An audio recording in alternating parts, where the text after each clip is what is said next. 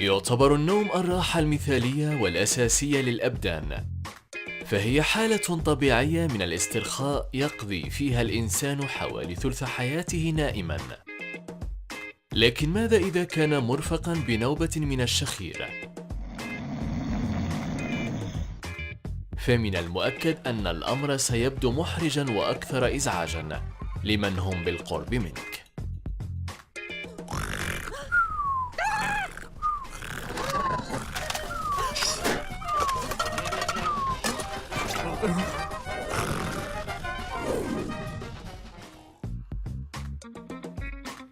عندما تحدث اضطرابات التنفس أثناء النوم وينسد طريق مرور الهواء من الأنف إلى الرئتين، فذلك هو الشخير.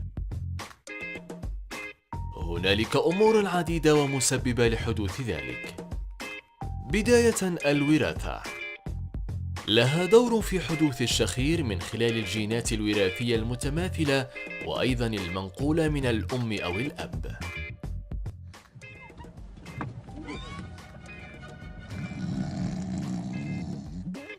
مشكلة السمنة: زيادة الدهون المتراكمة على الرقبة تسبب ضيق المجرى التنفسي.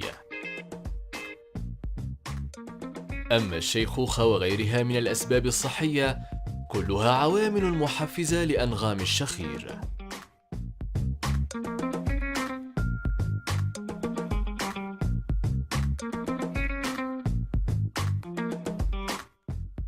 غير أن باحثين ربطوا بين الظاهرة وبعض المأكولات أو المشروبات التي يتم تناولها قبيل النوم، كالألبان والشوكولا والمقليات واللحوم المصنعة والسكريات، وأوصوا بعصير صحي بسيط يتم إعداده في البيت ويشرب يومياً لكي تنعم بنوم بلا شخير.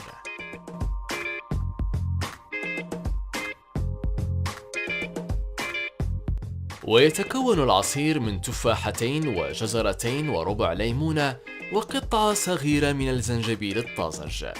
يشرب قبل الخلود إلى النوم بساعات. ربما يكون فعلا الوداع النهائي للشخير وطريقا معبدا نحو نوم هادئ.